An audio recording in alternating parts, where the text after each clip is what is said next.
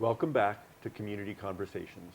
I'm your host, Steve Mantis, and my guest today, Shelby Chng, City Councillor for the City of Thunder Bay. Welcome back, Shelby. Thank you.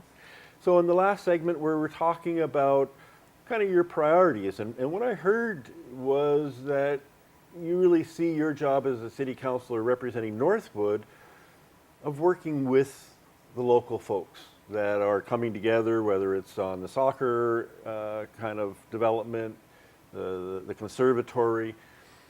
So it sounds like you see yourselves kind of liaison in a way, trying to problem solve how to make things better.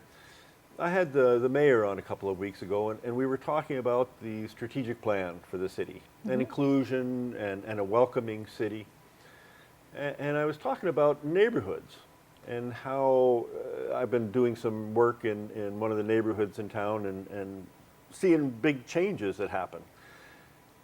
How do you see that in terms of your priorities? Like, do you think the city needs to support kind of neighborhoods and neighborhood activity more, or where do we go in that direction?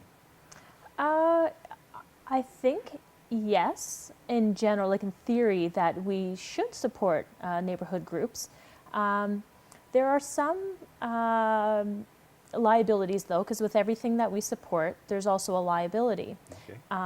There are some groups, I mean, I want to see things on paper. I want to see a little bit of evidence before I'm giving people an endorsement or money, or I need to know that my citizens are protected and that their collective bank account is protected, because at the end of the day, City Council is responsible for maintaining the public coin purse. And what that looks like to other people, we often get off into these tangents of these little items, but at the end of the day, we have to protect the city's best interest. Now, what that looks like in terms of groups, I'm more than happy to meet with people like the Friends of the Conservatory, soccer groups, and how can we synergize and make more from what we have, combining private and public interests.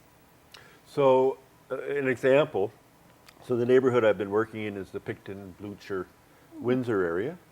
And so we've got a little neighborhood group going there that's gotten a little bit of funding, $6,000 a year from DSAB.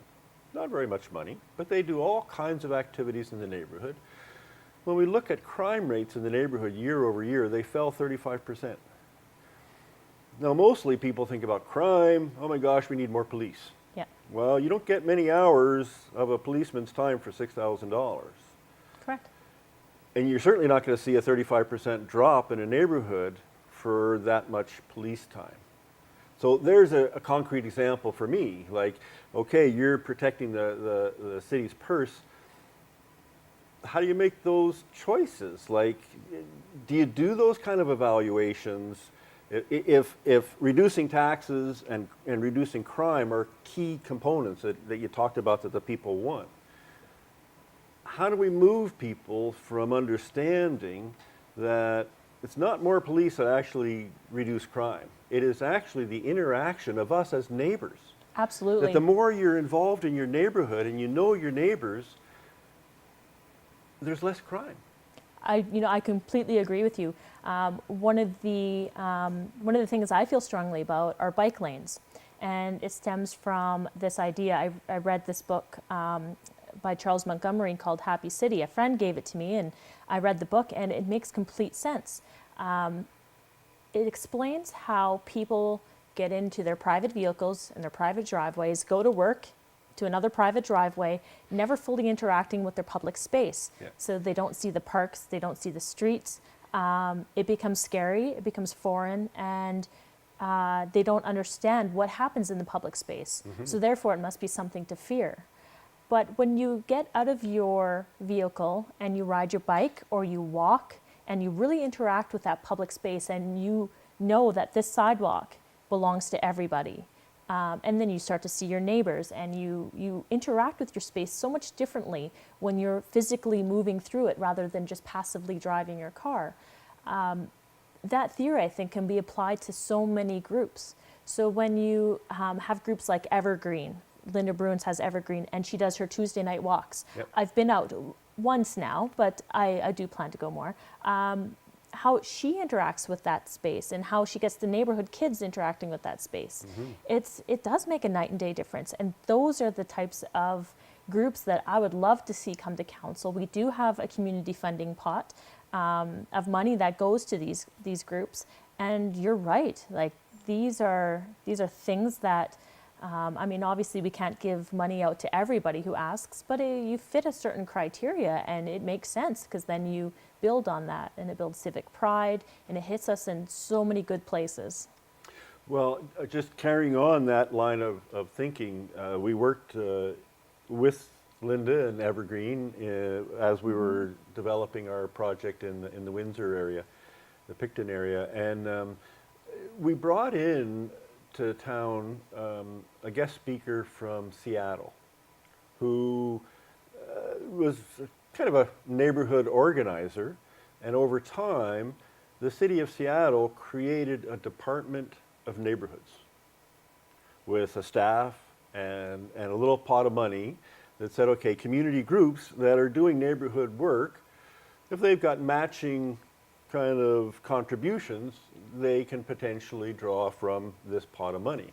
So within the structure of the city, they're acknowledging, hey, this is really important to us, that we are really trying to promote neighborhoods coming together and taking on things that make their own neighborhood better, more livable, safer, more appealing. Does that ring? You know, to me, it's like when you try to make change, you've got to take resources from something that's existing and put them into something else, and you're not really sure where that's going to go. You're hoping that the change is going to pay off down the road, but does any of that make sense? You know what, it kind of does, and I get it because that's how people create business. Yeah. They buy for $1, sell for $2, take the profit, and that's kind of what I think council's role can be, is that what can we buy for $1 and sell for $2? And I'm not talking just money. I'm Sure. talking your political capital and your goodwill and changing that social narrative so that we do realize that we are more than just our potholes and our murder rate capital, and we are more than these numbers. There's something going on in Thunder Bay, and I really believe that we're just touching the iceberg of the social change that's going to happen in this city. And I don't mean to sound overly optimistic, but our changing social narrative with groups like Evergreen and the Crime Prevention Council, and there's so many things happening, culture days, I mean, anything that we can really boost and really see a connection with. And then the city becomes less fearful, and then our crime rates go down. And I mean, we're always going to have that hum of crime, just like any other community. But it's how do we feel safer? Because crime is a lot about perception. So you talk about connecting. We're just about out of time. If people want to get a hold of you, what's the best way to do that? Email. I own a business. I have a full-time business. So we'll put that part-time email council under the screen so people Yeah. can get in touch. Yeah, put the email down. That would probably be the best way to get a hold of me. Great. Well, we're out of time. Thank you so much, Shelby, for joining me today. And thank you to our viewers. We'll be taking a short break over the Christmas holidays, and we're back in the new year. But keep in touch on Facebook, on Community Conversations. Your ideas for future shows or comments on the past shows are always welcome. Thank you very much, and stay safe.